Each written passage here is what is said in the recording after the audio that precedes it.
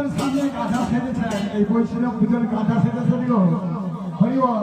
আর দেখুন শ্রীকৃষ্ণ বৈষ্ণবের কাঁধে আছে এবং সারথী অর্জুন তীর নিয়ে আছে।